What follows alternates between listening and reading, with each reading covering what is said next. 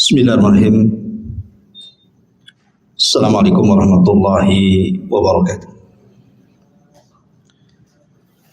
Alhamdulillah wassalatu wassalamu ala Rasulillah wa ala alihi wa sahbihi wa mawalah wa la hawla wa la quwata illa billahi wa ba'd. Alhamdulillah, di malam hari ini kita bisa duduk kembali di Masjid Muhajirin dan kita lanjutkan kajian kita masih membahas Qasasul Anbiya fil Qur'anil Karim, kisah-kisah para nabi di dalam Al-Quran.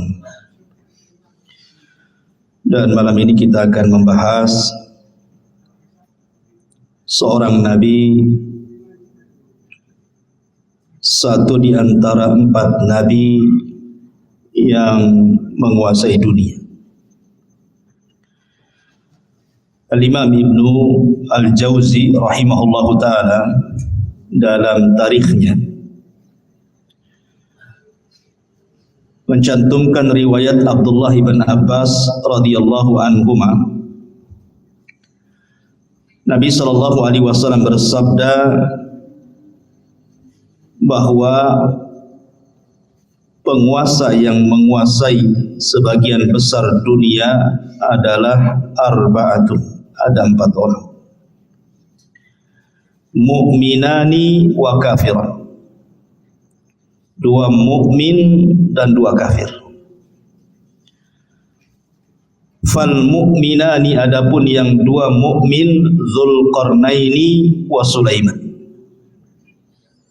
Dzulqarnain dan juga Raja Sulaiman. Wal kafirani Namrud wa Bukhtun Nasr. Dan yang kafir adalah Raja Namrud dan Bukhtun Nasr. Wa sayamlikuha khamisun min ahli baiti. Dan yang kelimanya kelak yang akan menguasai dunia adalah dari keturunanku, kata Rasul. Siapa? Al-Imam Mahdi.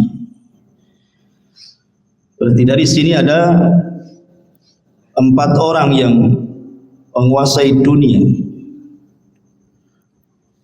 Pertama Dzulqarnain, yang kedua Sulaiman, yang ketiga Namrud, dan yang keempat Bukhtun Nasr, dan yang kelima belum terjadi karena terjadinya di akhir zaman.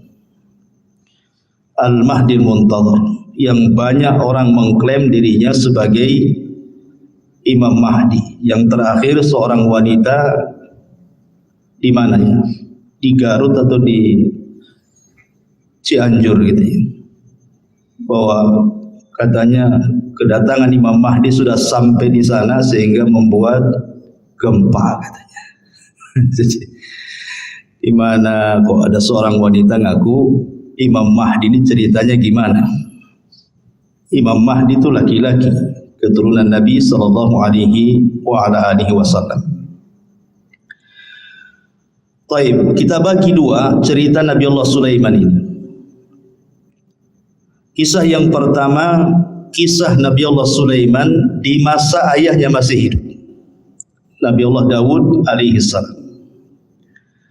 Kemudian kisah yang kedua setelah wafatnya Nabi Daud. Bagaimana kisah 2 fase ini? Ma'asyiral muslimin yang dimuliakan Allah Subhanahu wa taala. Al-Qur'an menyebut Sulaiman 16 kali di 6 surat. Pertama dalam surah Al-Baqarah, kedua dalam surah Al-An'am, ketiga dalam surah Al-Anbiya, keempat dalam surah An-Naml, kelima dalam surah As-Saba, dan keenam dalam surah Sad. Inilah surat-surat yang menceritakan tentang kisah Nabi Allah Sulaiman. Di dalam Al-Quranul Karim, Allah Subhanahu wa ta'ala berfirman, wa warisa Sulaimanu Dawuda,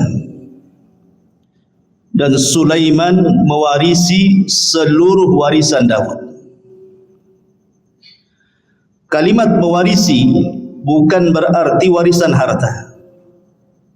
Karena Nabi SAW bersabda, "Nahnu ma'asyiral anbiya," kami para nabi, kata Nabi SAW, tidak pernah mewarisi harta. Ma tarakna sadaqah. Apa yang kami tinggalkan itu adalah sedekah. Makanya Imam Muslim meriwayatkan tentang kisah Fatimah radhiyallahu anha bintu Nabi sallallahu alaihi wasallam saat wafatnya Nabi datang kepada Abu Bakar menuntut warisan dari ayahnya Nabi sallallahu alaihi wasallam.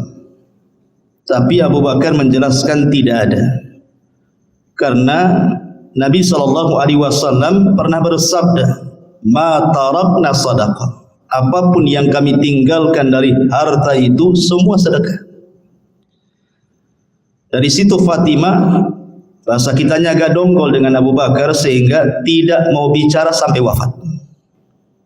Ada yang mengatakan 4 bulan setelah Rasul meninggal, kemudian Fatimah meninggal. Ada yang mengatakan 6 bulan, tapi tidak lebih dari 6 bulan. Lah ketika itu Ali radhiyallahu anhu belum berbaiat kepada Abu Bakar selaku khalifah. Kemudian setelah Fatimah meninggal dikuburkan, malam-malam dikuburkannya. Abu Bakar tidak dikasih tahu. Karena juga ada perasaan tidak senang Ali kepada Abu Bakar. Bukan masalah kekhilafahan, tetapi masalah waris. Jadi Ali radhiyallahu anhu setelah itu mendatangi Abu Bakar. Kemudian mengemukakan ketidaksukaannya. Kenapa dia menzalimi ahli bait, kok tidak dibagikan warisan Nabi? Maka Abu Bakar tetap mengatakan bahwa Nabi tidak mewarisi, walaupun ada harta tidak bisa diwarisi oleh ahli warisnya. Karena seluruh harta Nabi, baik yang ada di Fadak atau yang ada di Khaybar gitu, atau bagian khumus dari ghanimah, itu semua jadi sedekah. Abu Bakar tetap berpegang dengan sabda Nabi SAW, baru Ali paham. Setelah itu kemudian Ali berbaiat kepada Abu Bakar di tengah-tengah manusia, dan manusia pun senang karena Ali sudah akur lagi dengan Abu Bakar. Lah dari hadis yang dikeluarkan Muslim ini menunjukkan bahwa tidak ada satupun Nabi yang mewarisi harta kepada ahli warisnya. Lalu apa kalimat wa warisa Sulaimanu Daud di sini? Sulaiman mewarisi hartanya Nabi Daud? Bukan. Maksudnya Sulaiman mewarisi kerajaan dan juga kenabian, bukan harta. Sebab kalau kita membaca kitab-kitab ahli kitab dari perjanjian lama, Nabi Daud itu anaknya bukan Sulaiman saja, istrinya banyak. Tahu berapa istrinya Daud? 300 itu istrinya. Kemudian selirnya 700. Anaknya banyak, tidak mungkin kemudian hartanya dikasih satu orang namanya Sulaiman saja kan. Ini menurut versi mereka seperti itu. Jumlah istrinya Nabi Daud 300, kemudian selirnya sampai 700. Antum berapa? 1, cukuplah 1 saja. Jadi yang diwariskan di sini adalah kerajaan dan juga kenabian. Dan inilah keutamaan Nabi Allah Sulaiman di antara seluruh para nabi Bani Israel. Karena hanya ada 2 nabi, saya ulangi, yang mendapatkan 2 keutamaan yang tidak dimiliki Bani Israel, atau nabi-nabi Bani Israel, atau raja-raja Bani Israel. Sebab Bani Israel itu kalau jadi raja, raja saja. Kalau jadi nabi, nabi saja. Tetapi Nabi Allah Sulaiman ini menggabungkan dua-duanya seperti ayahnya Daud, raja plus nabi. Itulah keutamaannya Nabi Allah Sulaiman alaihi salatu wassalam. Jadi di sini Sulaiman mewarisi kerajaan dan juga kenabian, bukan harta.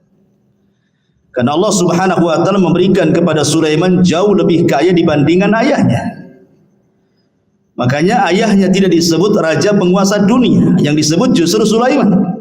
Di antara 4 raja penguasa dunia adalah Sulaiman, Dzulqarnain, Namrud, Bukhtun Nasr, dan kelak di akhir zaman Al-Mahdi Al-Muntadhar, Imam Mahdi yang ditunggu-tunggu kaum muslimin.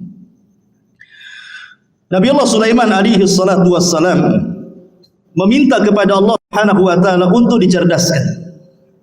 Dan harusnya kita juga sama, meminta kepada Allah Subhanahu wa taala untuk diberikan pengetahuan. Makanya Nabi SAW selalu berdoa, Rabbi zidni ilma, ya Allah tambahkan pengetahuan kepada. Itu Nabi yang jelas-jelas dapat wahyu saja masih minta ditambah ilmu, apalagi kita. Disebutkan dalam hadis Abdullah ibn Amr ibn As radhiyallahu an, ketika Sulaiman selesai membangun Masjidil Aqsa, ingat bukan membangun dari pondasinya, karena Masjidil Aqsa juga sudah dibangun oleh Nabi Yakub sebelumnya. Jadi ketika Nabi Ibrahim dan juga Ismail membangun Masjidil Haram, maka Nabi Yakub membangun Masjidil Aqsa. Jarak antara Yakub kepada Sulaiman itu jauh sekali, ratusan tahun pun gitu ya. Sehingga kemudian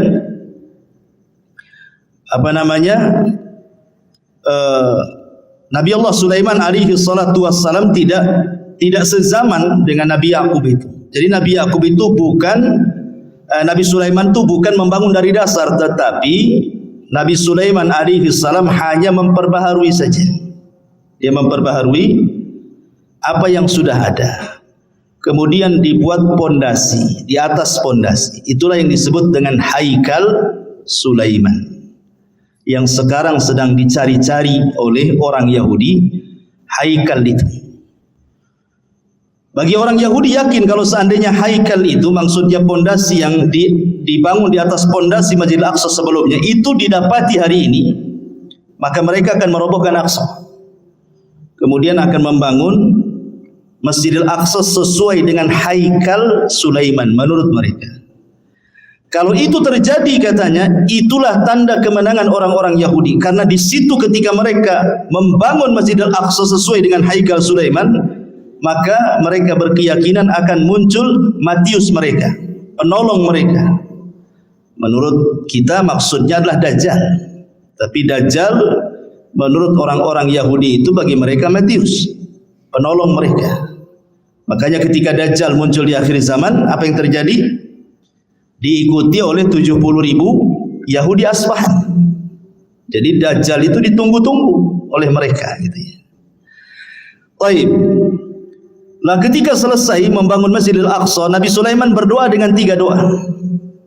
Doa yang pertama, kata Nabi Allah Sulaiman alaihi salatu wassalam, sa'alallaha hukman yusadifu hukmahu wa mulkan la yanbaghi li ahadin min ba'di.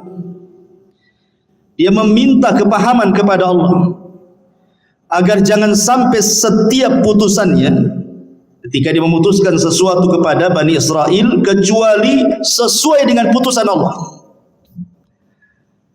Kemudian yang kedua, dia meminta kepada Allah Subhanahu wa taala agar kekuasaan yang dianugerahkan oleh Allah kepada Sulaiman jangan dimiliki siapapun setelahnya.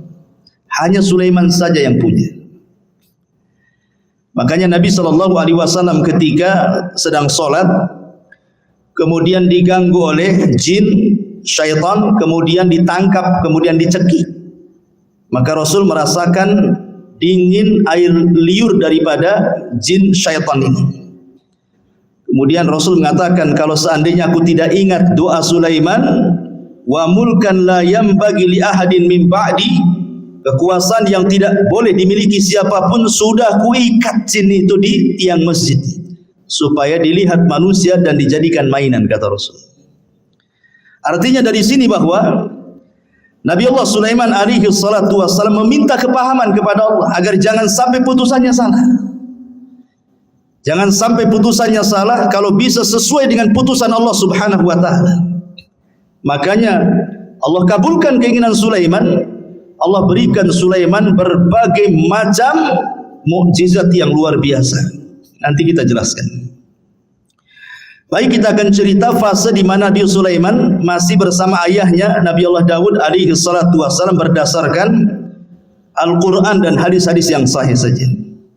Adapun kalau ada kisah-kisah Israiliyat itu hanya sekedar pelezat cerita saja. Enggak perlu diyakini, enggak perlu didustakan, ya enggak perlu dibenarkan. Ya sebagai pelengkap saja. Ma'asyiral muslimin yang dimuliakan Allah Subhanahu wa taala. Suatu ketika ada satu kisah dari dua wanita yang dua-duanya itu punya bayi. Dua wanita ini sedang mandi ceritanya. Kemudian bayinya diletakkan di samping pemandian. Rupanya ada serigala. Kemudian dimakanlah salah satu bayinya, kemudian dibawa kabur ke hutan. Akhirnya kemudian setelah mandi dua wanita ini didapati cuma satu bayi. Maka oleh yang paling besar kakaknya wanita ini diambil bayi itu dan mengatakan ini milikku. Kata adiknya bukan, ini milikku. Akhirnya datanglah kepada Nabi Allah Daud alaihi salam, minta diputuskan ini bayi punya siapa, karena cuma satu masalahnya. Maka Nabi Allah Daud alaihi salatu wassalam tentu dengan ijtihad beliau seorang nabi.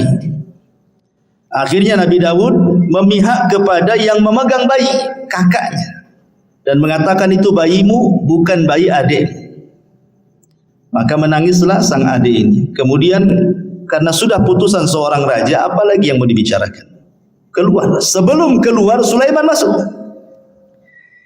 Kemudian mengatakan, wahai ayahku, bisa enggak saya ikut memutuskan perkara ini? Kata ayahnya, silahkan saja. Akhirnya Sulaiman alaihi salatu wassalam kembali memutuskan kes dua wanita ini. Kemudian Sulaiman mengatakan, ambilkan pisau. Orang-orang tercengang, kenapa Sulaiman minta pisau?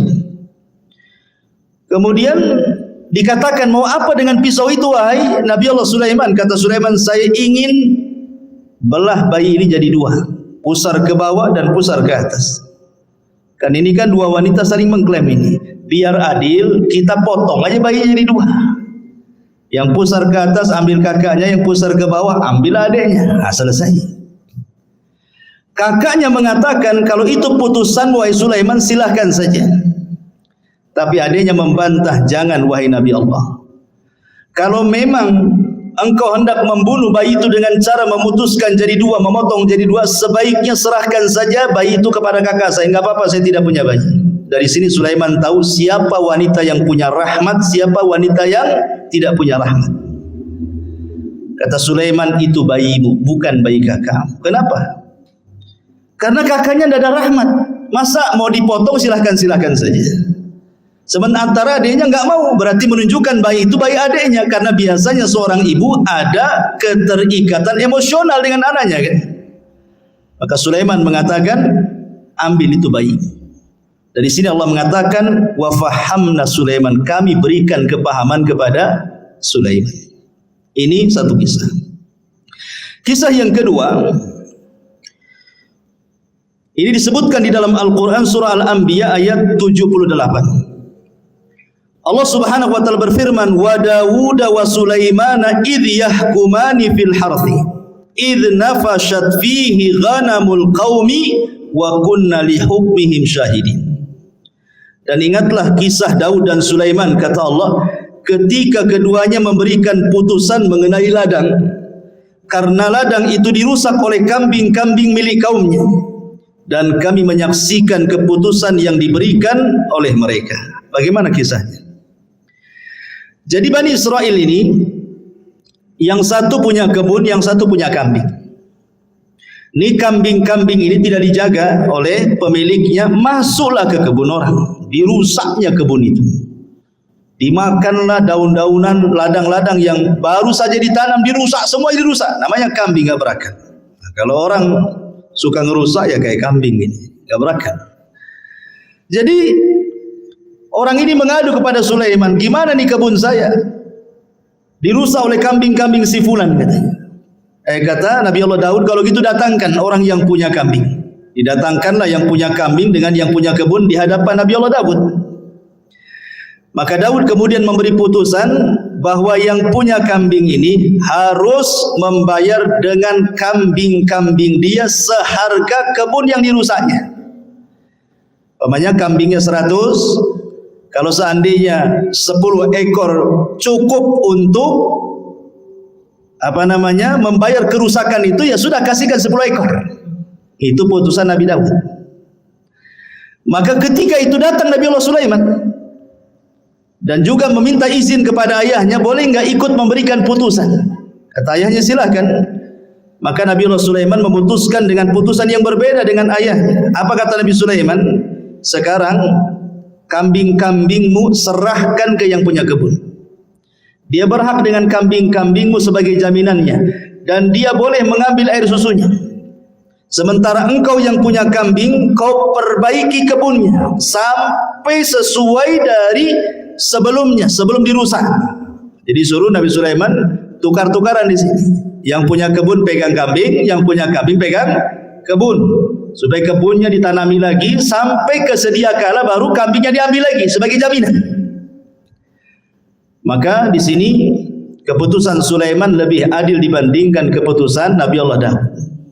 Ini dua kisah disebutkan dalam hadis yang sahih dan juga disebutkan di dalam ayat Al-Quran surah Al-Anbiya ayat 79. Baik. Ini di antara dua kisah semasa Nabi Sulaiman bersama Nabi Allah Daud. Kita masuk pada kisah kedua. Bagaimana kisah Nabi Allah Sulaiman alaihi salatu wassalam itu sendiri. Setelah wafatnya Nabi Allah Daud alaihi salatu wassalam, maka Sulaiman menjadi pewaris tahta dan juga pewaris kenabian sama dengan ayahnya. Dan Nabi Allah Sulaiman alaihi salatu wassalam diberikan banyak mukjizat sebagaimana doanya dia. Minta diberikan kerajaan yang tidak diberikan kepada orang setelahnya. Makanya banyak kemudian kehebatan dan kecerdasan Sulaiman yang tidak dimiliki banyak nabi. Di antara mukjizatnya adalah Nabi Allah Sulaiman alaihi salatu wassalam ya tadi diberikan kerajaan dan juga kenabian, dan itu tidak ada di zaman Bani Israel kecuali dia dan ayahnya saja. Tetapi ma'asyiral muslimin yang dimuliakan, kalau memang Nabi Allah Sulaiman diberikan kekayaan yang banyak, bagaimana dengan Nabi kita?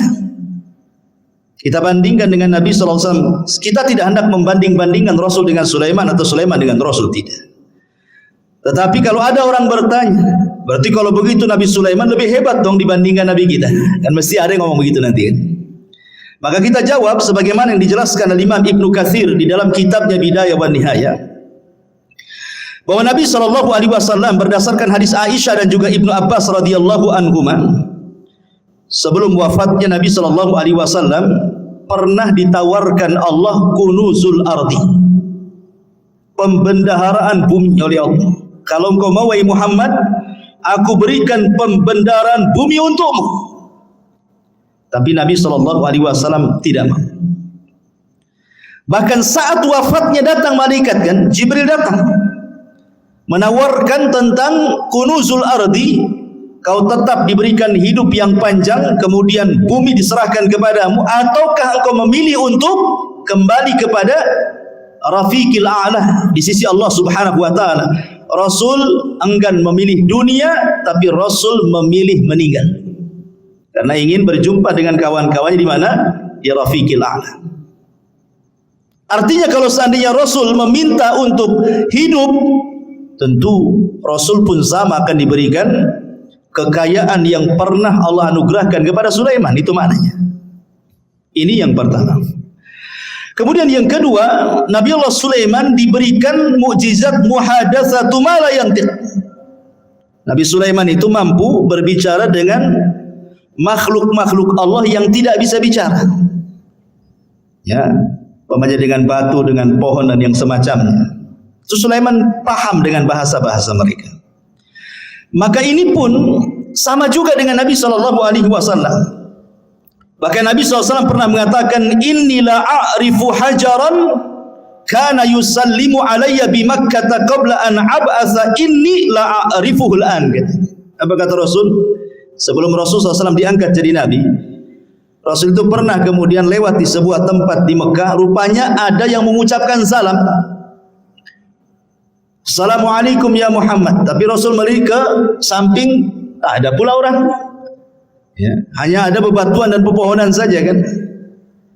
Akhirnya kemudian setelah Rasul diangkat jadi Nabi baru paham bahwa yang mengucapkan salam itu adalah batu dan pepohonan. Dan Rasul mengatakan, aku sekarang tahu di mana hajar ataupun batu yang ketika aku belum diutus jadi Nabi dia mengucapkan salam kepadaku.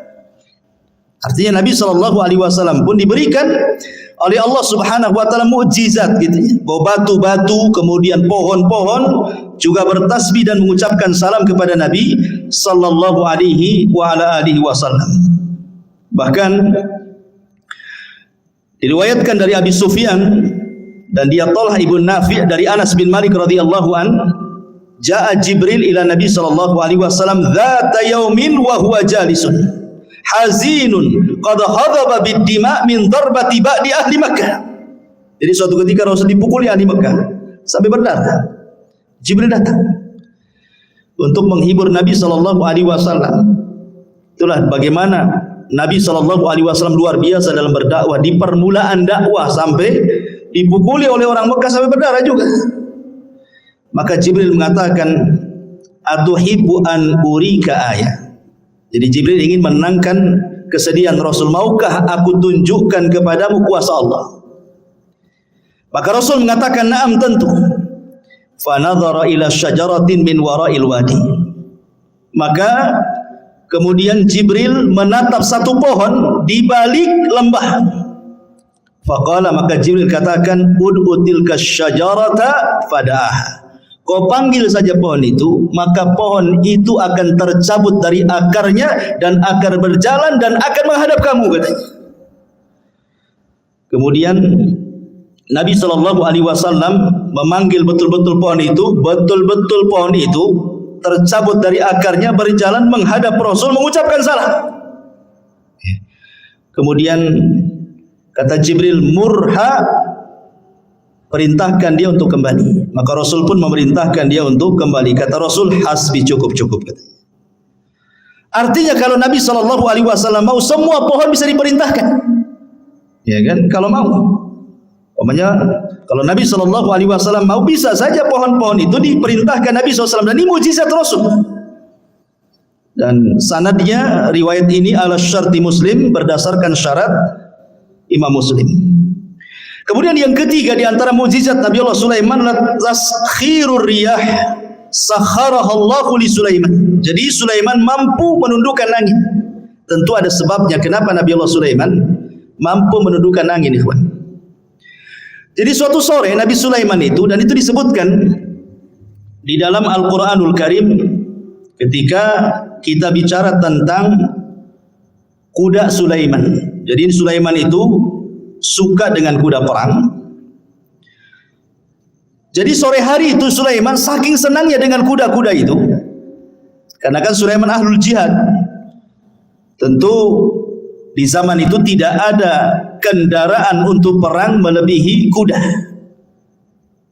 Kalau di zaman sekarang ya ada pesawat, ada tank, macam-macam kan itu ya. Kalau zaman dulu ya kuda saja. Itu binatang yang paling hebat di dalam berperang.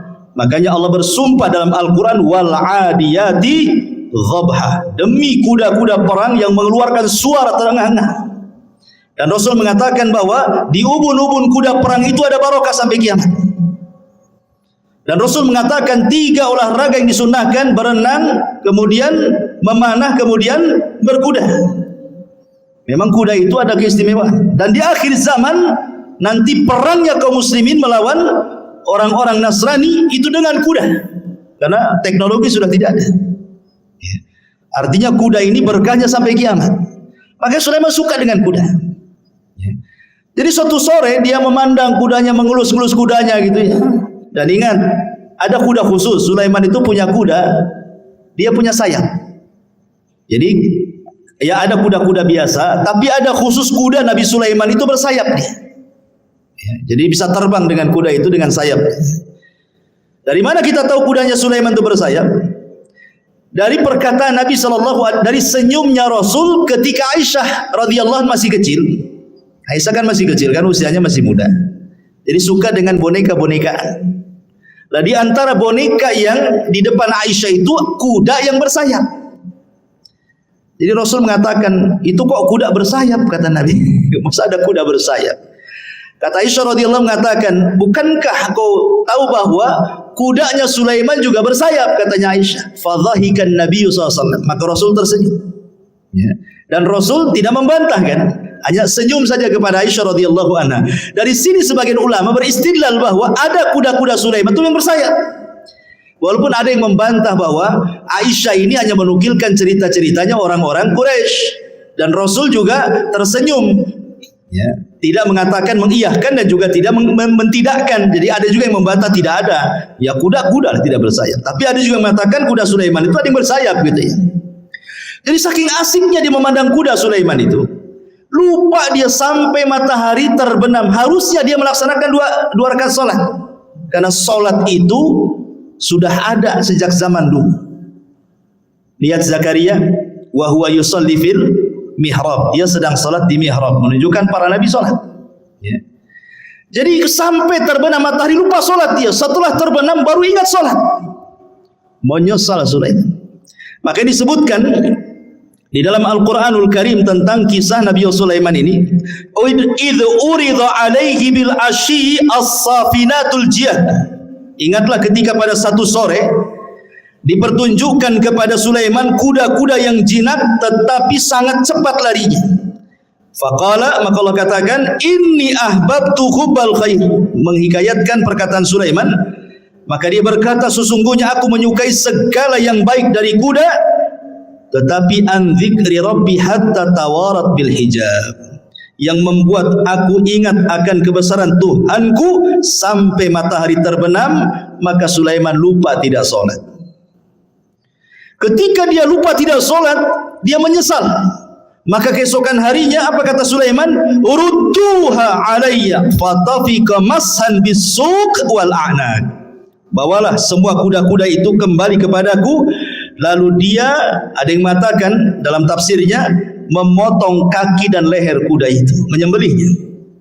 Jadi ada dua riwayat, ada dua penafsiran ulama. Ada yang mengatakan Sulaiman tidak menyembelih kuda, karena mustahil. Apa salah kuda? Kenapa disembelih?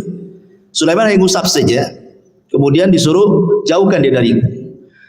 Tapi Allahu a'lam, pendapat yang masyhur dari kalangan ahli tafsir, Sulaiman betul-betul menyembelih kuda itu kemudian disedekahkan. Ikhwan, kuda Nabi Allah Sulaiman menurut keterangan Bani Israel itu, Israiliyat itu bukan satu dua kuda. Ya, ribuan kuda disembelih dan disedekahkan kepada Bani Israel, fuqara Bani Israel. Nah, setelah kemudian Nabi Allah Sulaiman menyembelih kuda-kuda itu karena terlalaikan dari salat, maka kaidah dalam Islam apa? Man taraka syai'an lillahi awadallahu khairan minhu. Siapa yang meninggalkan sesuatu karena Allah, Allah ganti dengan yang lebih baik. Ketika Sulaiman meninggalkan kuda-kuda itu karena Allah, karena melalaikan dia dari salat, Allah ganti yang lebih baik. Apa itu? Allah tundukkan angin. Jadi Sulaiman itu kalau berperang, dia membuat semacam papan kayu-kayu besar gelondongan gitu, kemudian diikat-ikat. Jadilah macam perahu. Ya. Jadi kalau Sulaiman itu mau pergi kemana saja, naik saja dia di atas perahunya. Apa yang perlu dibawa, kuda atau pasukan apa, nanti dia suruh angin untuk mengangkatnya, tinggal pergi. Lebih enak kan, naik kuda kan. Makanya disebutkan dalam Al-Quran itu, kalau kuda itu mampu berjalan 1 bulan, cuman setengah pagi berangkat, sore sudah sampai. Kalau naik kuda, sebulan perjalanan. Dan itu berarti Allah berikan yang jauh lebih baik dibandingkan kuda. Itulah sebabnya ditaklukkan angin kepada Nabi Allah Sulaiman alaihi salatu wassalam. Taib. Bagaimana dengan Nabi sallallahu alaihi wasallam? Apa keutamaan yang mungkin setara dengan ditundukkan angin kepada Nabi Allah Sulaiman? Maka Imam Ibnu Katsir rahimahullahu taala menyebutkan beberapa perbandingan. Beliau mengatakan, amma taskhirur riyah li Sulaiman faqad qala Allahu fi sya'nil ahzab. Kalau memang Sulaiman ditundukkan angin sehingga mudah untuk berperang melawan musuh-musuhnya, maka Rasul pun diberikan oleh Allah Azza wa Jalla dengan mukjizat yang sama yang dicantumkan dalam surah Al-Ahzab. Ya ayyuhalladzina amanu Udhkuru ni'matallah 'alaikum id ja'atkum junudun fa arsalna 'alaihim rihan wa junudan lam tarawha. Wahai orang-orang yang beriman, ingatlah nikmat Allah atas kalian ketika kami datangkan tentara-tentara kami, kata Allah, dalam bentuk angin, dan juga tentara-tentara yang tidak dilihat, maksudnya malaikat. Ya.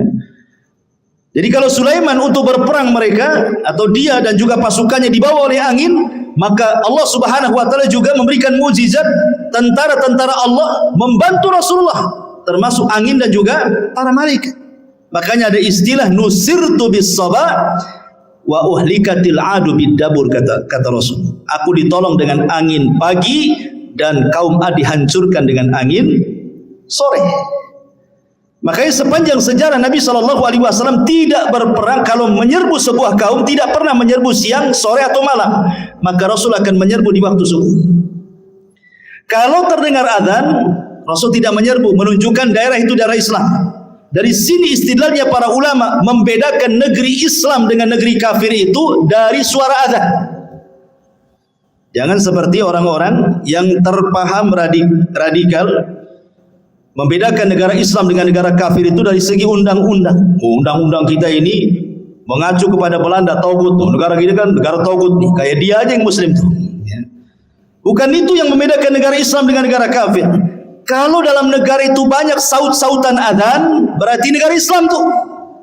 Kalau ada sebagian negara kita yang memang tidak sesuai dengan apa yang diturunkan Allah dan Rasulnya, ini bukan pembeda bahwa negara itu dikatakan negara taugut seperti negara kita ini. Ini bukan negara taugut. Ya. Kita ini negara Islam, walaupun sebagian undang-undangnya tidak mengacu kepada Islam. Kenapa? Berdalil dengan hadis tadi. Kalau Nabi SAW mendengar suara azan, Rasul tidak menyerah, Rasul pulang. Tapi kalau Rasul tidak mendengar suara azan, berarti negeri kafir itu diserang sama Nabi. Berarti kalau masih dengar suara azan bersaut-saut, apalagi negeri kita luar biasa, bukan dari masjid saja, musola bersera, sampai ringtone handphone pun suara azan, apalagi gitu. Ma'asyiral muslimin yang dimuliakan Allah Azza wa Jalla, kembali. Jadi Nabi SAW juga dikuasakan angin oleh Allah sehingga menghancurkan perang Ahzab itu, perang luar biasa, ikhwan. Bayangkan Nabi dikepung, namanya Ahzab. Ahzab itu kelompok-kelompok. Siapa kelompok-kelompok ini? Orang kafir Quraisy bergabung dengan orang-orang Yahudi, bergabung dengan orang-orang suku-suku Arab yang benci dengan Nabi, bergabung dengan orang munafik dari dalam lagi. Kalau bukan karena Allah, kalah Nabi itu. Tapi Allah utus angin, kemudian menghempas tenda-tenda, menakutkan kuda-kuda mereka sehingga pada kabur semuanya, sehingga habis perbekalan mereka, kendaraan mereka enggak ada, pulang tunggang langgang, menang dalam perang Ahzab. Baik, kemudian juga dalam perang Badar 314 melawan 1000 lebih tentara. Rasul pun tidak punya pengalaman perang. Sahabat yang dibawa pun bukan sahabat pilihan, karena dalam perang Badar itu tidak ada tuntutan sahabat ikut, karena memang tujuannya bukan perang, tujuannya mau mengambil hartanya Abi Sufyan yang dari Syam menuju ke Mekah. Untuk apa? Sebagai pengambil hak. Dulu mereka hijrah ke Madinah, hartanya diambil orang Quraisy. Sekarang orang Quraisy lagi dagang tuh, maka dagangannya mau diambil sebagai ganti apa yang sudah mereka ambil. Rupanya Abu Sufyan cerdas pula, ngirim Dhamdham supaya memberitahu Abu Jahal bahwa dia akan diserang. Abu Jahal menyiapkan pasukan 1000. Rupanya terjadi perang Badar. Jadi perang Badar ini perang yang tak terduga masalahnya. Tetapi sampai Nabi ketakutan, takut kalah. Maka di malam harinya diistighotsah di samping Abu Bakar dan mengatakan, Allahumma intahlik hadhil isabah falan tu'bad abada. Ya Allah, kalau kau hancurkan kelompok yang sedikit ini, enggak ada lagi yang menyembah kamu di permukaan bumi gitu. Allah menangkan 314 melawan 1000, Allah menangkan. Siapa yang Allah menangkan? Kaum muslimin. Dengan apa? Diutusnya oleh Allah 5.000 malaikat. 5.000 malaikat diutus. Kalau Sulaiman menggunakan tentara jin, tetapi Rasulullah SAW diutus oleh Allah bi 5.000 minal malaika. 5.000 malaikat turun dipimpin Jibril menggunakan kuda namanya Kaidum. Kudanya Jibril itu namanya Kaidum. Kaidum, Haizum. Haizum namanya. Ya, siapa kuda Jibril? Haizum. kaidum haizum, ya, sambil memacu kudanya. Sebentar saja kalah orang musyrik. Ya. Baik, masyarul muslimin yang dimuliakan Allah Azza wa Jalla. Ini mukjizat Nabi Sulaiman. Kemudian mukjizat Nabi Sulaiman yang lain, taskhirul jin. Bisa menundukkan jin. Dan itu disebutkan di dalam Al-Qur'anul Karim, wa minal jinni man ya'malu baina yadayhi bi'idni rabbih wa man yazik minhum an amrina nudhikhu min adzabis sa'ir ya'maluna lahu ma yasha' min mahariba wa tamathila wa jifanil kal jawab wa qudurir rasiyat.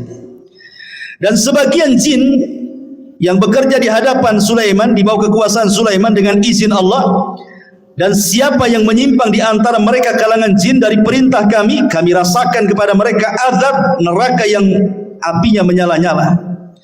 Maka para jin bekerja untuk Sulaiman sesuai dengan apa yang dikehendakinya. Di antaranya membuat gedung-gedung tinggi, patung-patung, piring-piring besar seperti kolam dan periuk-periuk yang tetap berada di tungkunya. Jadi membuat periuk besar, kuali yang tidak bisa diangkat kecuali jin. Saking besarnya kuali itu untuk masak. Ya. Bahkan sebagian mereka dirantai jin-jin itu. Karena ada jin-jin itu yang mereka tidak nurut, makanya perlu dirantai dan diawasi. Ya, kalau punya proyek Sulaiman itu membuat gedung-gedung besar, maka Sulaiman akan duduk mulai dari terbit sampai terbenam matahari. Bagaimana jin itu bekerja?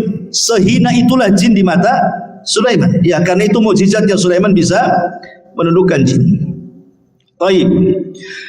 Masyarul muslimin yang dimuliakan Allah Azza wa Jalla, maka Nabi SAW pun sebenarnya kalau tidak teringat dengan doa Sulaiman, tentu dia pun bisa menundukkan jin, kan itu. Kan tadi sudah saya ceritakan, Rasul ketika sholat diganggu oleh syaitan, dari matakan iblis, langsung iblis yang mengganggu. Kemudian dicekik oleh Nabi. Kemudian dia meniatkan untuk mengikat di tiang masjid. Kemudian Rasul teringat dengan doa Sulaiman. Wa mulkan la yanbaghi li ahadin min ba'di.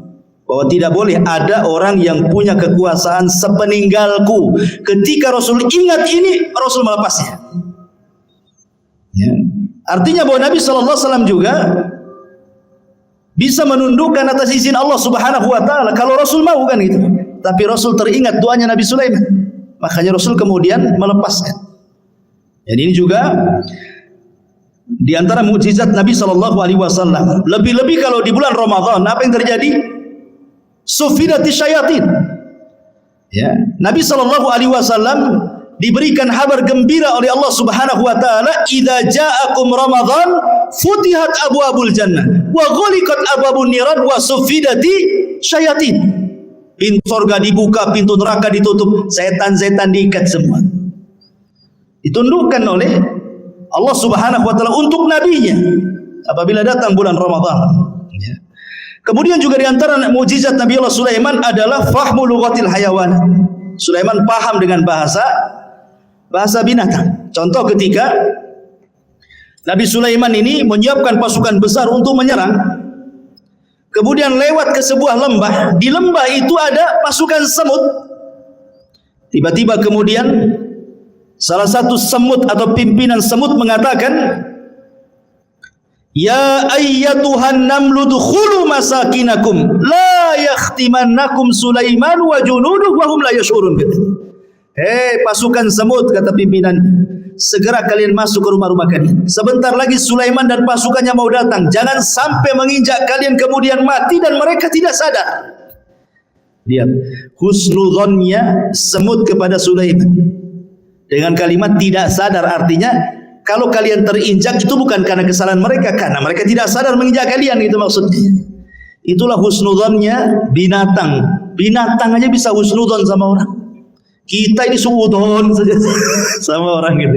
Enggak ada husnudzonnya aja. Ini juga kemudian Sulaiman mendengar dari kejauhan. Dia paham bahasa semut. Apa yang terjadi? Ketika Sulaiman mendengar pimpinan semut ngomong begitu, fatabassama dhahikan min qauliha. Sulaiman tersenyum, habis itu tertawa lebar karena paham dengan ucapannya. Kemudian Sulaiman karena diberikan anugerah seperti itu, dia bersyukur. Apa doanya? Rabbi auzi'ni an ashkura ni'mataka allati an'amta alai wa ala walidai wa an a'mala salihan tardah wa adkhilni bi rahmatika fi ibadika salihin. Ya Rabb, anugerahkan kepadaku agar aku tetap bersyukur akan nikmat-Mu. Diberikan anugerah mampu memahami bahasa hewan, gitu ya. Yang telah Engkau berikan nikmat kepadaku dan nikmat kepada kedua orang tuaku, dan aku agar aku bisa beramal saleh supaya Engkau redha dan Engkau masukkan aku dengan rahmat-Mu termasuk hamba-hamba-Mu yang saleh. Subhanallah.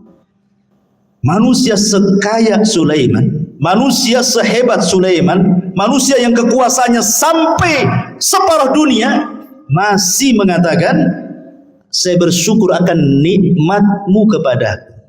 Ini pelajaran bagi orang-orang kaya. Ya. Sekaya apa sih Anda dengan Sulaiman itu? Sekaya apa? Berapa uang di rekeningnya Anda itu? Berapa mobil yang Anda punya? Berapa rumah yang Anda punya itu? Tapi kenapa kemudian persis seperti yang difirmankan Allah, kalla innal insana la yatgha an ra'ahus taghna. Ternyata kekayaan itu sirru tughyan, rahasia bejatnya orang. Kata Allah, sekali-kali jangan seperti itu. Terkadang ada orang yang melampaui batas ketika Allah bukakan kekayaan kepadanya. Sulaiman masih bersyukur. Beda pula dengan Qarun. Qarun malah mengatakan apa? Innama utitu min ilmin indi. Enak saja kau mau ngambil zakatku. Dia ngomong sama utusan yang lebih Musa itu. Enak saja kau mau mengambil zakatku, katanya. Ini harta aku yang dapat.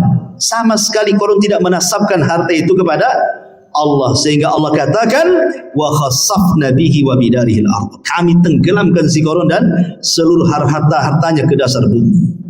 Jadilah kalau sekarang nemu harta dikit-dikit harta Qarun, nemu dompet aja harta Qarun, semua harta Qarun, ya. Intinya bahwa di sini ada pelajaran besar. Kemudian juga Sulaiman mengajarkan akhlak. Bagaimana dia tersenyum kepada semut, ya. Dan senyum itu bagian daripada akhlak yang sangat murah tetapi besar nilainya, besar pengaruhnya, ikhwan. Apalah susahnya senyum coba? Senyum itu tidak susah, tapi pengaruhnya besar. Senyum itu jauh lebih berpengaruh dibandingkan ngomong. Karena biasanya orang yang suka senyum itu langsung disukai orang. Beda dengan orang yang jarang senyum, gitu kan, susah orang suka. Tapi orang yang suka senyum, ya manis senyumnya karena orang suka senyum. Beda kalau orang jarang senyum, sekali senyum pahit tuh biasanya. Ini senyum ngapain nih? Jangan-jangan mau pinjam uang pun katanya kan. Artinya bahwa sebagaimana ulama mengatakan akhlak itu terbagi tiga, dari leher ke atas, kedua tangan, dan dari atas kepala ke bawah kan. Itu akhlak namanya. Dari leher ke atas di situ ada mata. Orang yang jarang melotot kalau ngomong berarti punya akhlak. Orang yang jarang mengeluarkan kata-kata kotor kecuali santun, maka itu berakhlak. Telinganya tidak mendengar kecuali yang dibolehkan dia mendengar. Hidungnya tidak mencium kecuali yang dibolehkan dicium. Senyumnya selalu tersebar. Itu akhlak namanya. Ya. Kemudian kedua tangan mudah membantu orang. Kemudian dari badan ke atas, ketika kita bicara dengan orang, kita berhadap-hadapan. Jangan badan kita ngadap kemana, orang pula ngadap ke kita. Mentang-mentang dia kaya, pejabat, kemudian nggak direken ngomong apa sebelah itu. Dia ngadap sana, orang ngadap sini kan itu. Nggak berakhlak badannya. Ya. Jadi itu akhlak namanya. Sulaiman mengajarkan akhlak, fatabassam, dia pun senyum. Dan Rasul mengatakan tabassumuka li akhika sadaqah. Senyum kamu kepada saudaramu itu sedekah. Coba bayangkan, kalau antum senyum ketemu orang senyum, berapalah sedekah? Mungkin antum bakhil mengeluarkan uang, ya. Gantilah uang itu dengan senyum, kan enak. Tapi kalau tengok kotak infak jangan senyum. Enggak penuh-penuh nanti. Maksudnya kalau ketemu orang gitu ya. Baik. Kembali bahwa Nabi Allah Sulaiman alaihi salatu wasallam mampu paham dengan bahasa binatang. Sekarang bagaimana dengan Nabi sallallahu alaihi wasallam? Al-Imam Ibnu Katsir mengatakan, "Wa laqad u'tiya Muhammadun sallallahu alaihi wasallam misla dzalik wa aktsar minhu." Rasul pun diberikan hal yang sama, bahkan lebih banyak dibandingkan Sulaiman, kata Imam Ibnu Katsir. Faqad taqaddam dzakarna li kalamil bahaim was siba wal haninil jad'i wa ragha'il ba'ir wa kalamil syajari wa tasbihil hasa wal hajari wa du'aihi iyahu ila akhir perkataan Ibnu Katsir. Saya contohkan beberapa kisah. Pertama, kisah Abi Sa'id Al-Khudri radhiyallahu anhu. Jadi ceritanya Abu Sa'id Al-Khudri ini menceritakan, jadi ada seorang penggembala, tiba-tiba datang serigala. Penggembala datang serigala, diambillah satu kambing itu, dibawa kabur ke hutan. dikejar sama yang punya kambing. Akhirnya direbut lagi dari serigala itu. Tiba-tiba serigala bisa bicara. Apa kata serigala ini? Ala tattaqillah, tidakkah kau bertakwa kepada Allah? Tanzi'u minni rizqan saqahullahu alayya. Kata serigala, tidakkah kau bertakwa kepada Allah, wahai penggembala? Kau sudah merebut rizki yang Allah anugerahkan kepada kau ambil lagi, katanya. Kagetlah ini penggembala kambing. Kok serigala bisa bicara kan itu ya?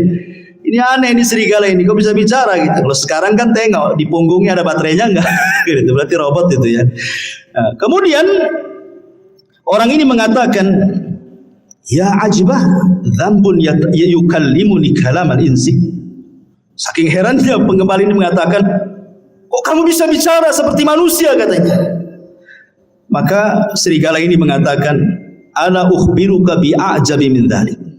Kata serigala, enggak perlu heran.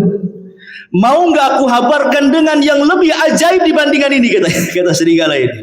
Apa itu? Kata serigala ini, Muhammadun sallallahu alaihi wasallam bi Yathrib yukhbirun nas bi amba'i ma qad sabaq. Kamu tahu orang namanya Muhammad yang ada di Yathrib, kata serigala itu. Dia lebih hebat dibandingkan aku. Dia mampu berbicara tentang habar-habar yang sudah berlalu dari kalangan para nabi, Qarun, Fir'aun dan yang lainnya, atau yang akan datang hari kiamat macam-macam. Aku tidak bisa, kata serigala. Akhirnya kemudian seorang ra'il ghanam ini akhirnya datang menemui Nabi, masuk Islam. Kemudian dia menceritakan tentang serigala yang bicara itu ke hadapan Nabi SAW. Maka kata Rasul, sadaq, serigala itu benar, katanya. Walladzi nafsi Muhammadin biyadihi la taqumus sa'ah hatta yukallimus siba'al insan. Tidak akan tegak kiamat, kata Rasul, sampai ada binatang yang bicara dengan manusia. Itulah kamu, kan itu ya. Jadi sanadnya adalah syarti sahih, dan hadis ini disahihkan oleh Imam Al-Baihaqi. Lihat, serigala ini mengakui apa? Kehebatan Nabi, dan dia bisa bicara ya. Kemudian juga diriwayatkan dari Safinah maula Rasul. Rasul itu punya pembantu namanya Safinah. Pembantu Rasul banyak, salah satunya Safinah namanya. Jadi Safinah ini suatu ketika dia sedang safar, naik perahu. Qadar Allah, perahunya dihempas ombak, akhirnya hancur perahunya, berantakan. Tetapi Allah takdirkan dia selamat dengan satu kayu yang sisanya itu dia ngambang sampai dibawa ke entah berantah. Tiba-tiba dia nyasar di sebuah pulau. Ketika terbangun, tiba-tiba ada singa di hadapannya. Fawajada fihal asad, ada singa di hadapannya. Faqala lahu. Maka si Safinah ini ketakutan dengan singa itu. Singa, dia pun lagi lelah, baru saja terdampar, nggak punya tenaga, mau lari gimana? Sementara singa sudah di hadapannya. Berteriaklah Safinah ini, apa teriakannya? Dia mengatakan, ini, kata Safinah ini, sesungguhnya aku adalah sahabat Nabi sallallahu alaihi wasallam. Ini Safinah maula Rasulillah. Aku Safinah pembantu Rasulullah, aku sahabat Rasul, katanya. Tiba-tiba menjinaklah singa ini. Kemudian fadharaba mankibi, tiba-tiba kakinya singa menepuk bahunya dia, seolah-olah ngajak pergi. Maka akhirnya ketika melihat jinak, maka hilanglah ketakutan Safinah, akhirnya mengikuti singa ini kemana arahnya. Rupanya singa ini kemudian mengarahkan ke jalan pulang. Sebelum pulang, katanya Safinah menceritakan, seolah-olah dia melambai-lambai, yuwaddi'uni, seolah-olah ingin berpisah, ya, selamat pergi gitu. Subhanallah. Kemudian hal ini disampaikan kepada Nabi sallallahu alaihi wasallam. Ya, binatang disebut saya pembantu Nabi, langsung jinak. Luar biasa. Kan enggak menghadap Nabi. Nabinya di mana? Safinah hanya beritahu, saya ini pembantu Nabi, tadinya singa yang garang jadi lunak gitu. Tapi antum jangan praktekkan. Masuk ke kandang singa, saya umat Nabi, apa nggak diterkam? Ya. Jadi ini menunjukkan ikhwatul fillah dimuliakan Allah Azza wa Jalla, Bagaimana singa itu tunduk dengan hanya ucapan saya adalah khadimun Nabi. Luar biasa. Ya. Ini juga disebutkan Imam Ibnu Katsir dalam kitabnya Al-Bidayah wa Nihayah. Kemudian juga disebutkan dari Abdurrahman ibn Abdullah ibn Mas'ud dari bapaknya, dia mengatakan kunna ma'a Rasulillah SAW fi safarin famararna bi syajaratin fiha farha hamratan fa akhadnahuma. Kata Abdurrahman ibn Abdullah ibn Mas'ud dari bapaknya, dia berkata kami pernah safar bersama Rasul dalam peperangan. Tiba-tiba kami ini melihat ada burung cantik di atas pohon, cantik sekali. Kemudian naiklah salah seorang kami, diambilnya telurnya itu, diambil telur burung itu. Tiba-tiba fa'aja'at al-hamrah ila Rasulillah sallallahu alaihi wasallam, maka induknya datang burung ini, kemudian menghadap Nabi sallallahu alaihi wasallam seolah-olah dia menceritakan bahwa ada kehilangan telurnya ini. Maka Nabi SAW langsung membariskan pasukan dan mengatakan man faja'a hadza bi farhaiha. Siapa yang menyakiti anak burung ini, katanya. Rasul tahu gitu ya. Ya. Rasul kan tidak tahu. Yang ngasih tahu apa? Burung. Melapor kepada Nabi sallallahu alaihi wasallam. Maka Rasul mengatakan rudduhuma, balikan anaknya. Kemudian dalam riwayat rudduhu rahmatan biha, kembalikan. Kalian harus punya kasih sayang. Ya. Sahabat mengembalikan. Artinya bahwa kalau Nabi SAW juga diberikan oleh Allah Subhanahu wa taala mukjizat yang sama, paham dengan bahasa binatang, sampai Imam Ahmad meriwayatkan dari musnadnya kisah tentang Anas bin Malik radhiyallahu anhu. Bahwa suatu ketika Anas bin Malik radhiyallahu anhu masuk bersama Rasul di haid min haidil Ansar, di ganggang kota Ansar, kota Madinah, ya. Apa yang terjadi? Kata Anas bin Malik radhiyallahu anhu, tiba-tiba datang seekor ghanamun fasajadat lahu. Tiba-tiba lari seekor kambing, sujud pula di hadapan Nabi. Sahabat nengok, ada kambing sujud di hadapan Nabi. Maka faqala Abu Bakar mengatakan, Rasul, kalau kambing yang tidak berakal ini sujud, harusnya kami yang sujud, katanya. Tapi Rasulullah mengatakan, la yanbaghi an yasjuda ahadun li ahadin walau kana yanbaghi li ahadin an yasjuda li ahadin la amartul mar'an tasjuda li zawjiha. Tidak boleh. Kalau Allah perintahkan aku untuk merintahkan kalian sujud di antara kalian, maka yang pertama kali aku peruntukkan sujud bukan kalian kepadaku, tapi seorang istri sujud kepada suaminya karena besarnya haknya. Tetapi aku tidak diperintahkan untuk itu. Ada yang mengatakan hadisnya lemah, tetapi ada yang sahih yang dikeluarkan Musnad Imam Ahmad juga tentang kisah unta yang mengejar Rasul. Tiba-tiba Rasul sedang naik keledai bersama Jabir, disusul sama unta itu. Setelah untanya di depan, tiba-tiba ia buruk sujud di hadapan Rasul. Kemudian Rasul turun, dilihatnya unta itu nangis, diusap air matanya. Kemudian Rasul entah berbincang-bincang apa dengan unta, sahabat tidak tahu. Tiba-tiba Rasul berdiri, berteriak, man sahib hadzal jamal, siapa pemilik unta ini? Tiba-tiba ja'a fatan minal ansar, datang anak muda dari Ansar, ana ya Rasul, saya Rasul.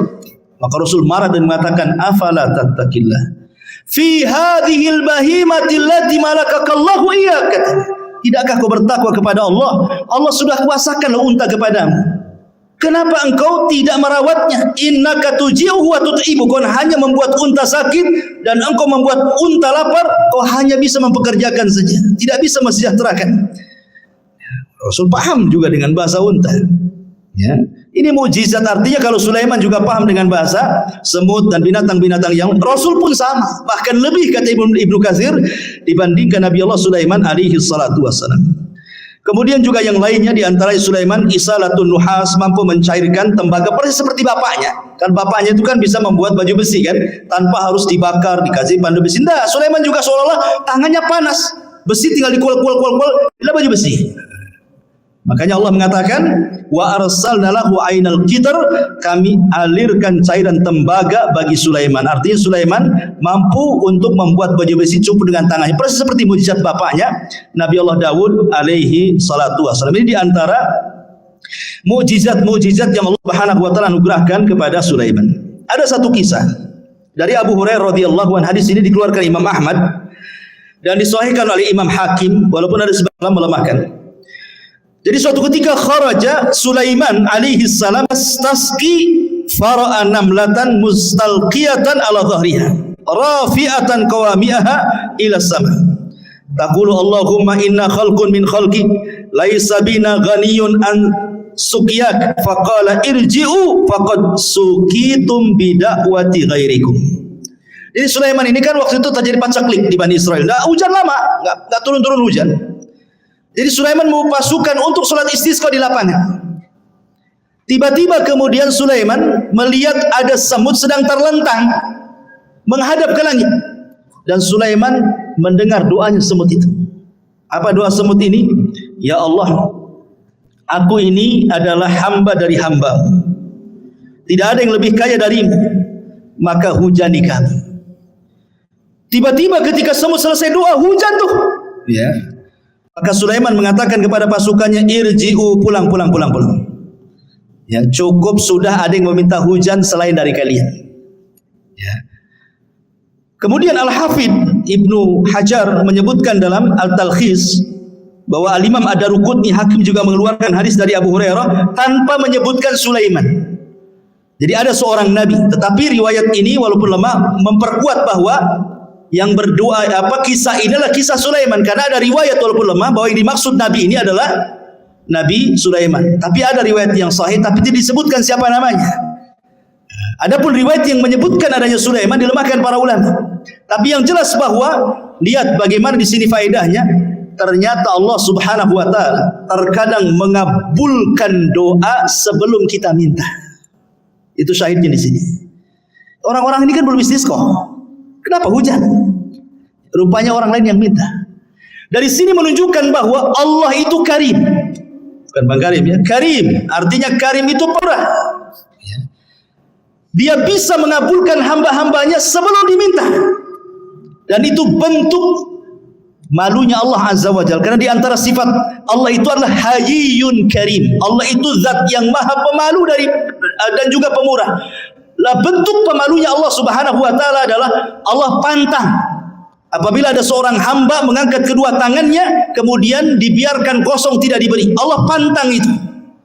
Idza rafa'a 'abdun yadayhi ila sama faqala ya rabbi an yaruddahuma sifra, kata Rasul. Kalau ada seorang hamba mengangkat begini kemudian mengatakan ya Rabb, kemudian tidak diberi, oh tidak, pasti diberi orang itu.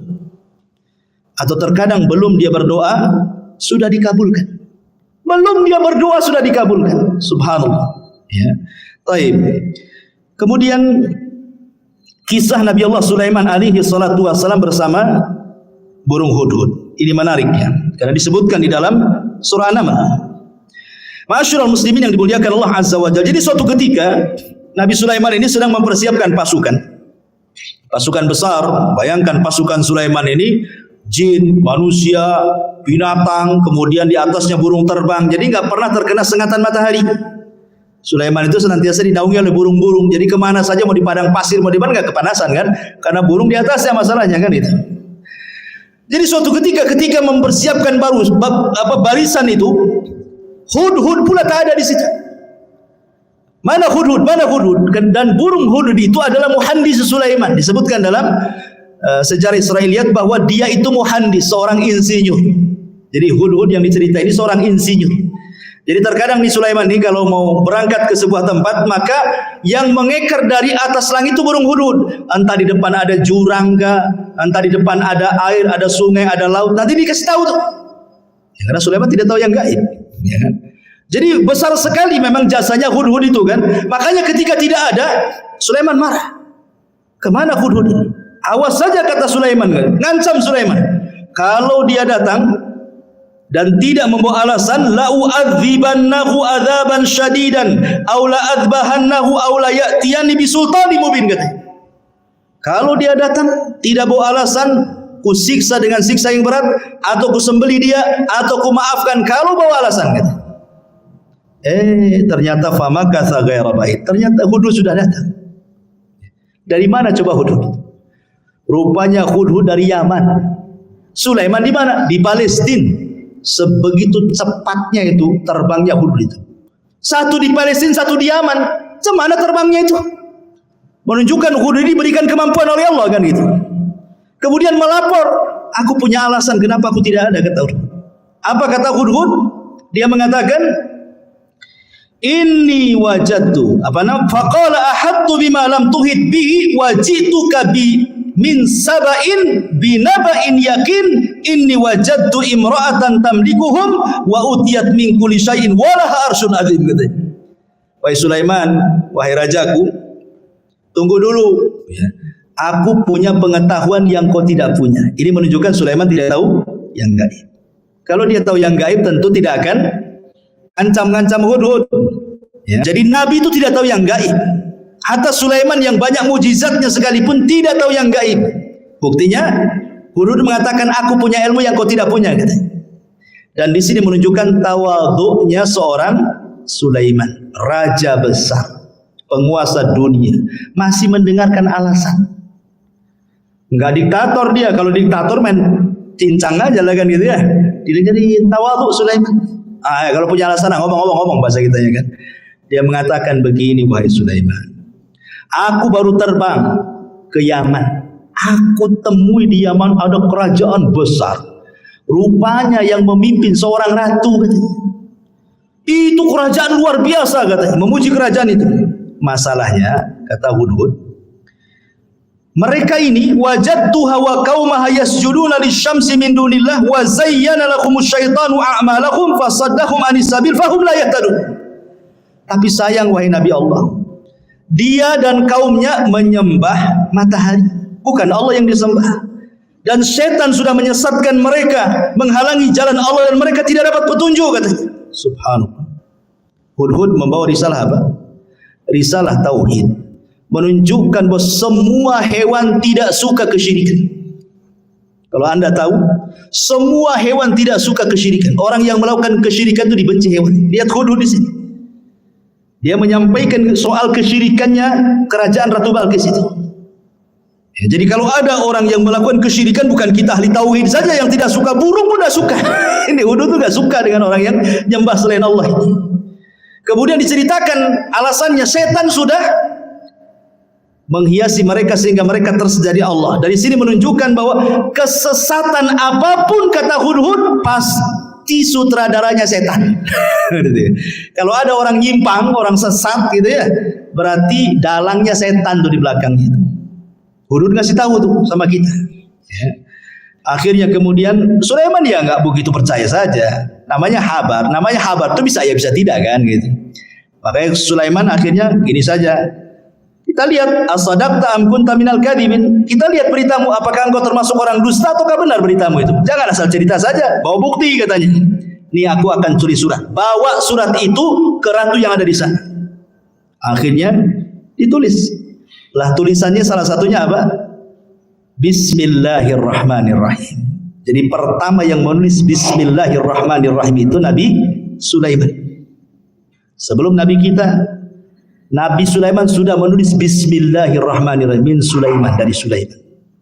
Itu sejarah awal Bismillah itu. Ketika Ratu Balqis sedang duduk-duduk, datang si Hudhud itu ngasih surat. Dibaca surat itu, kagetnya bukan kepala. Ya. Habis itu kemudian dia kumpulkan tuh pembesar-pembesarnya Ratu Balqis ini. Kemudian Ratu Balqis mengatakan, qalat ayyuhal mala inni ulqiya ilayya kitabun karim. Telah sampai kepadaku surat yang karim. Lihat. Ratu Balqis menghargai surat itu.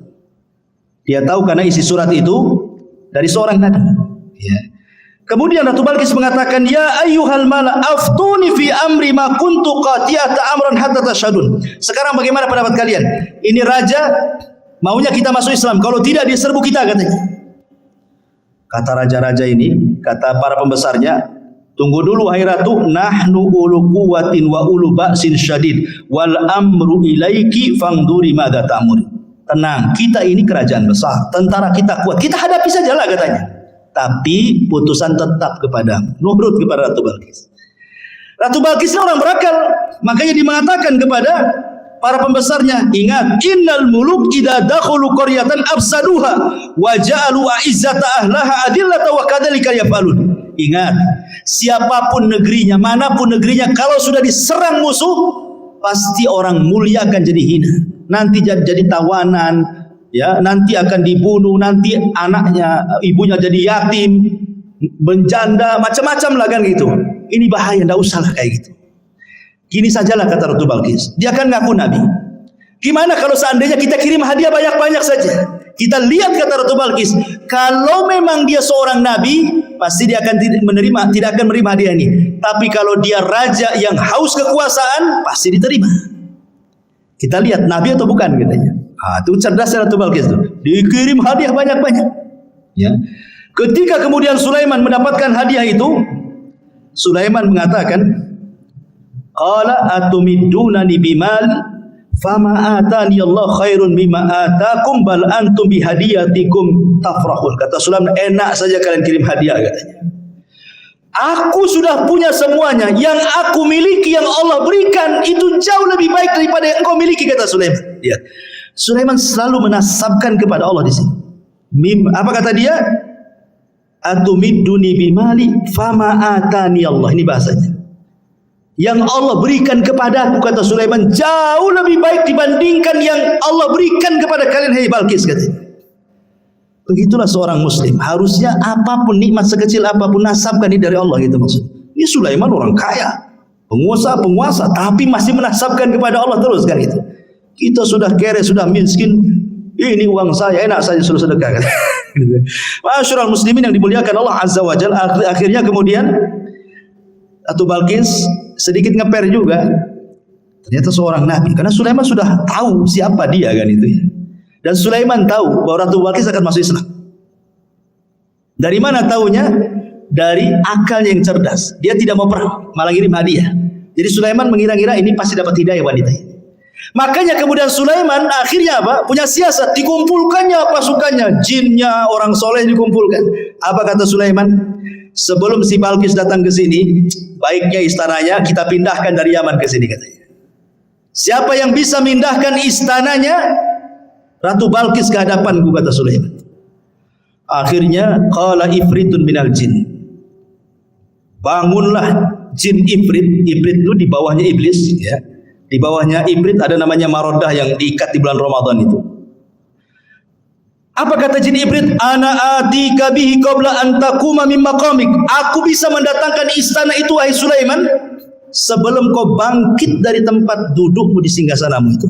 Menunjukkan bahwa jin punya kekuatan, bisa memindahkan sebuah istana kan? Bisa dipindah. Apalagi mindah uang di celengan, paling mudah itu.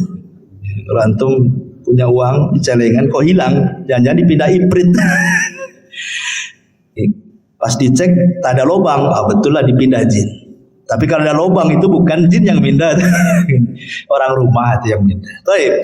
Jadi akhirnya ifrit mengatakan, perintahkan aku saja, sebelum kau bangkit istana sudah sampai di sini.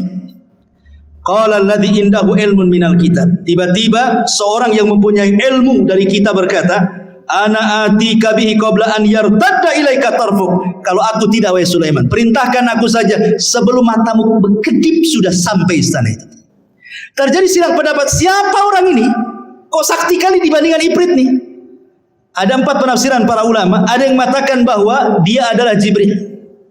Jibril turun dan mengatakan, saya akan mindahkan. Penafsiran yang kedua, ini ifrit tapi yang muslim, yang satunya kafir, yang mengatakan sebelum kau bangkit itu adalah ifrit kafir.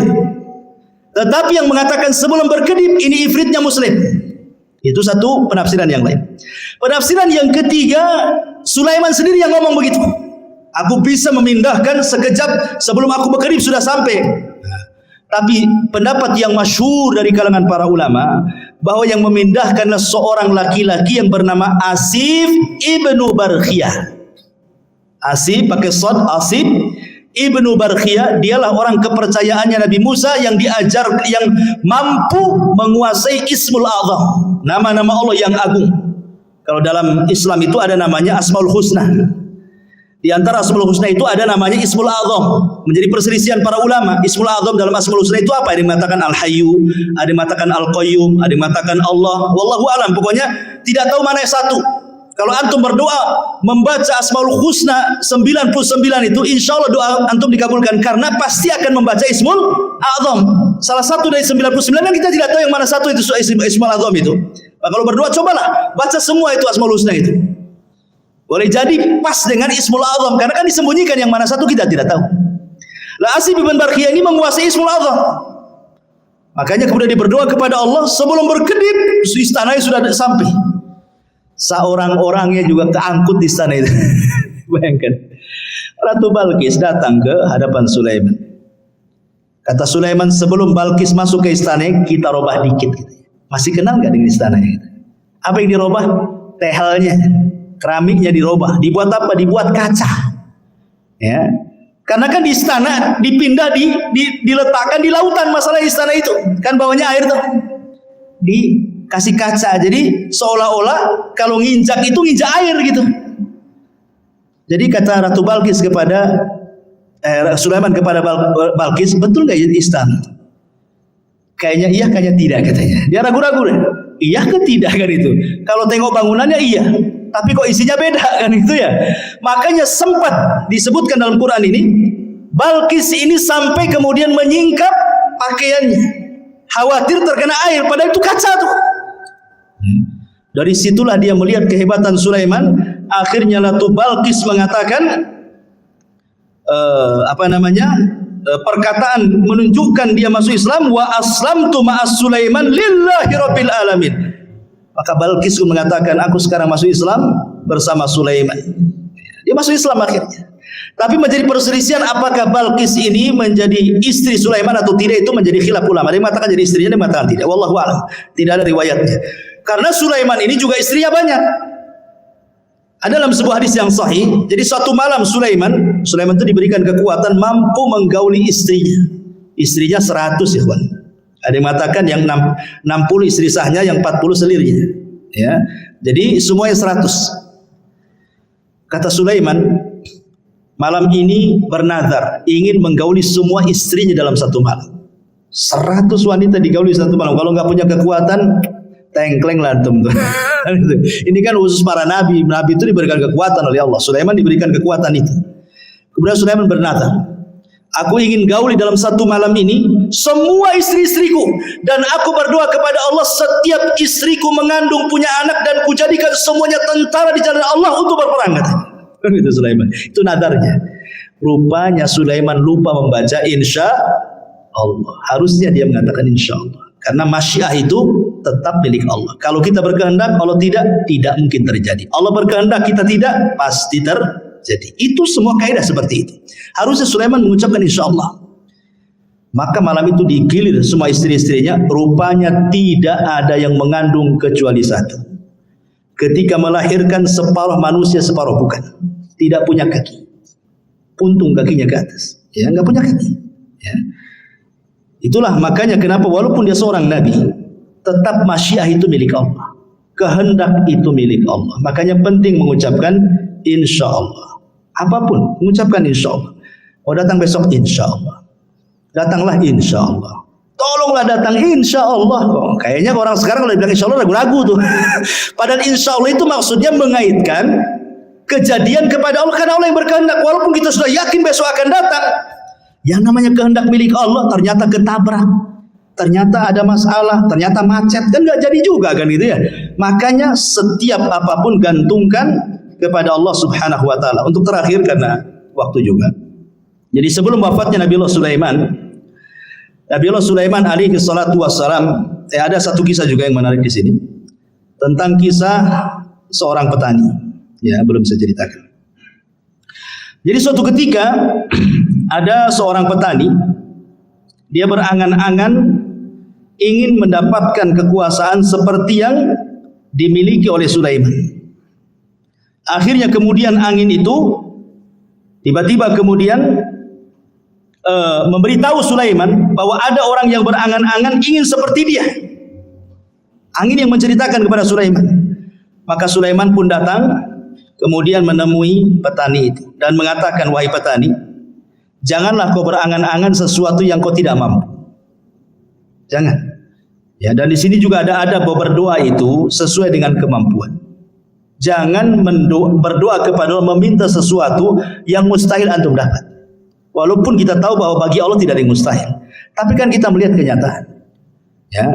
Umpamanya antum ini hanya kerja ya gaji mungkin pas-pasan serabutan, tukang bangunan ke ojek online atau apa gitu kan. Berdoa, ya Allah, jadikan aku presiden. Umpamanya kan. Buatkan aku istana besar. Ya mustahil juga. Bagi Allah tidak mustahil, tapi kan kita tahu kemampuan kan. Ya, seperti orang ini kan meminta kepada Allah supaya diberikan seperti yang diberikan kepada Sulaiman kan. Maka Sulaiman mengatakan, janganlah meminta sesuatu kecuali yang engkau mampu. Kata Sulaiman, demi Allah, tasbihnya engkau satu kali, la tasbihatun wahidatun, kata Sulaiman, khairun minad dunya wa ma fiha. Kau cukup bertasbih, subhanallah, itu lebih baik dibandingkan dunia dan isinya, kata Sulaiman. Subhanallah ya, keistimewaan tasbih ya, subhanallah. Baik, jadi sebelum wafatnya Sulaiman, tadi saya sudah jelaskan, Sulaiman membangun Masjidil Aqsa. Kemudian berdoa kepada Allah Subhanahu wa taala dengan 3 doa. Ya, salah satunya doanya apa? Supaya Sulaiman diberikan hukum yang tidak menyelisih hukum Allah. Yang kedua, agar kerajaannya yang sudah dikuasai jangan diberikan kepada orang yang setelahnya. Yang ketiga, siapapun yang datang ke Masjidil Aqsa tidak berniat kecuali untuk sholat, keluar seperti bayi yang dilahirkan tidak punya dosa. Kata Rasulullah, adapun yang 2 sudah dikabulkan. Adapun yang ketiga, aku hanya mengharap Allah mengabulkannya. Kenapa? Karena Rasul sudah sholat di Baitul Maqdis ketika Isra Mi'raj. Kan itu ya. Dia ingin dikabulkan yang ketiganya. Dan yang terakhir, kisah wafatnya Sulaiman. Jadi ketika Nabi Allah Sulaiman alaihi salatu wassalam mendekati ajalnya, dia meminta kepada Allah Subhanahu wa taala agar kewafatannya Nabi Sulaiman ini jangan sampai diketahui bangsa jin yang sedang bekerja. Karena memang walaupun demikian kan yang bekerja kepada Sulaiman bukan jin muslim saja, jin kafir banyak. Dan mereka harus ditunggu. Makanya Nabi Sulaiman itu kalau menunggu jin-jin kafir sedang bekerja itu mulai dari terbit matahari berdiri di singgasananya sampai terbenam matahari. Jadi betul-betul mereka diawasi terus 24 jam. Jadi suatu ketika Sulaiman ini sedang memegang tongkat. Kemudian Allah takdirkan datang malaikat maut mencabut nyawa Nabi Allah Sulaiman. Lama Sulaiman itu tidak dijelaskan dalam sejarah berapa lama dia duduk di singgasananya sambil bertelekan kepada tongkatnya gitu. Ya, sambil tongkat. Jadi yang menjadikan jasad Sulaiman tidak jatuh karena ada tongkat yang dipegangnya. Entah berapa lama, wallahu alam, tidak dijelaskan, Quran tidak menjelaskan, hadis juga tidak menjelaskan gitu. Yang jelas tiba-tiba tongkat itu dikerumuni oleh rayap, kemudian memakan tongkat itu sedikit demi sedikit. Akhirnya kemudian tongkat itu pun patah, lemah, hancur, Sulaiman terguling. Ketika Sulaiman terguling, maka jin-jin mengatakan, kalaulah kami tahu yang gaib Sulaiman itu sudah mati, tentu kami tidak dihinakan seperti ini. Dari sini menunjukkan bahwa jin tidak tahu yang gaib. Ya.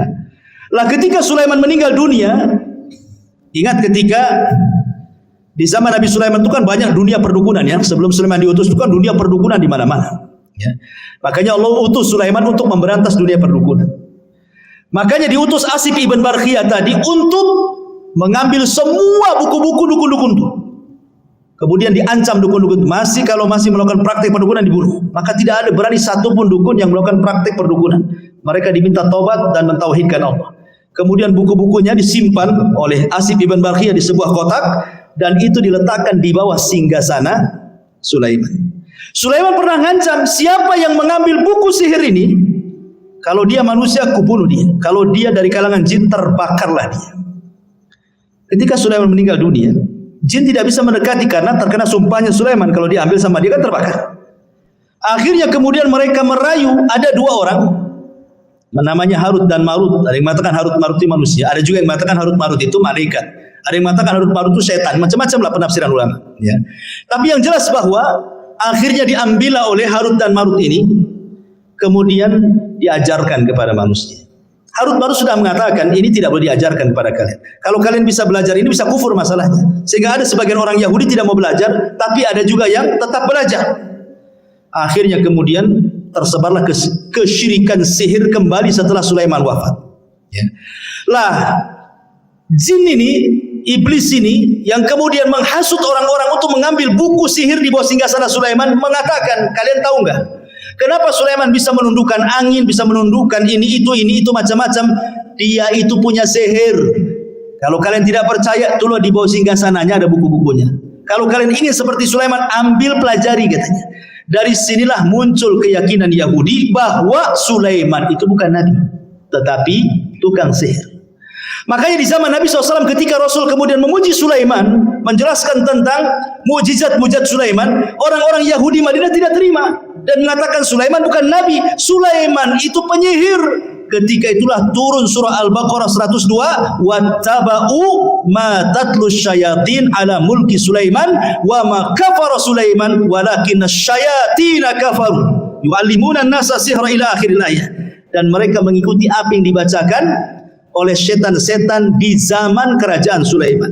Sulaiman tidak kafir, artinya Sulaiman tidak mengajarkan sihir. Lalu siapa yang mengajarkan sihir itu? Setan-setan itulah yang mengajarkan sihir. Jadi kita katakan bahwa Sulaiman itu nabi, tapi orang Yahudi mengatakan dia sihir, penyihir. Nauzubillah. Makanya Allah turunkan wattaba'u ma tatlu syayatin ala mulki Sulaiman wa ma kafara Sulaiman walakinna syayatina kafaru yu'allimuna an-nasa as-sihra wa ma unzila 'alal malakaini bi Babila Harut wa Marut. Wallahu alam. Kisah Harut Marut panjang, tidak perlu dikisahkan. Di lain kesempatan saja. Ini di antara kisah singkat dari Nabi Allah Sulaiman. Wallahu alam. Mudah-mudahan ada manfaatnya. Subhanallah bihamdika asyhadu an la ilaha illa anta astaghfiruka wa atubu ilaik. Allahu ta'ala alam. Assalamualaikum warahmatullahi wabarakatuh.